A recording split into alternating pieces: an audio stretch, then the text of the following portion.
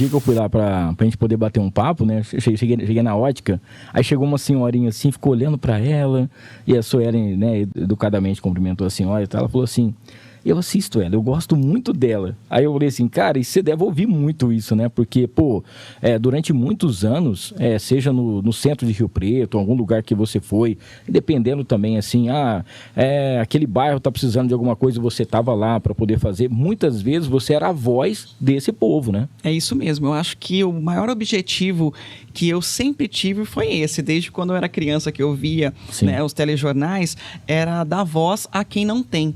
Então, eu acho que esse tem que ser o maior objetivo do jornalista. E eu queria a televisão porque justamente é quando você consegue ir até aquele lugar, né, e reportar de uma forma mais fiel possível, porque você está vendo, né, aquilo que está acontecendo. Então, por isso que eu gosto muito de telejornal e eu sempre busquei isso, dar voz a quem não tinha por meio das minhas reportagens, né? Então, são aí 200 cidades de área de atuação. Então, eu conheço bastante um pouco aí da região e tem pessoas que a gente acaba fazendo parte da história e elas não esquecem.